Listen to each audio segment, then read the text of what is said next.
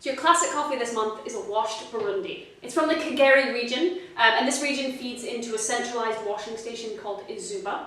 Izuba is quite cool because it's actually one of the only washing stations that's run by an independent exporter rather than a load of others that are run by multinationals. This region is really well known for its clean, juicy and bright coffee, so I think you're going to really like it. So today we're not going to be brewing this coffee, we're actually going to be cupping it, which you've probably not done at home before. Cupping is a method that we use all the time at the roastery to compare our roast profiles or to choose what coffee we're going to buy. Essentially we put a certain amount of ground coffee into these cups, pour hot water on it and then allow it to brew for 4 minutes in the cup. We'll then break the crust that forms, skim the crust off, and then we will slurp the coffee using these cupping spoons. They're essentially just glorified soup spoons. And that's going to give us a really good idea of the general flavour of the coffee without having to make loads of different brews.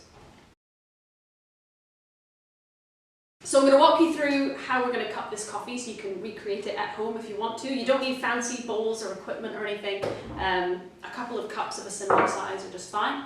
I've ground my coffee sort of medium coarse.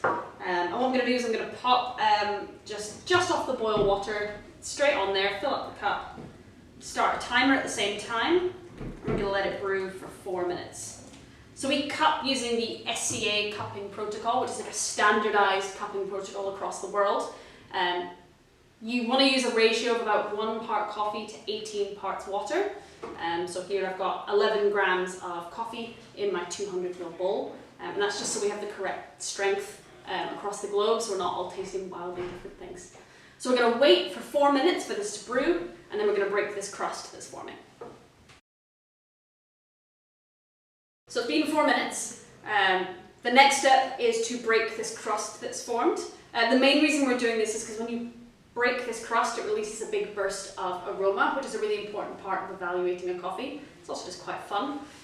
So you just want to push it back 3 times to the back of whatever spoon you've got, and get your nose right down there so you get all of that aroma. Yum.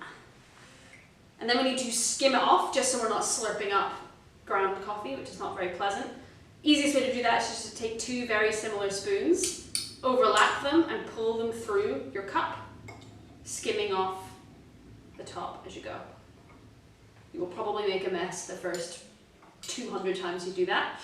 I used to. And now you're going to wait another 4 minutes before you even start to taste it because it's still really, really hot. So I'll see you in 4 minutes.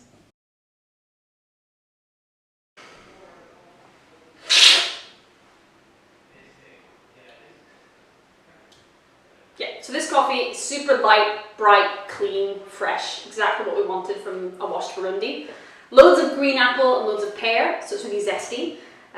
Turns into tropical fruit more in the middle, and then finishes with a bit of like a cacao sort of aftertaste. Really, really nicely balanced, and a really tasty coffee.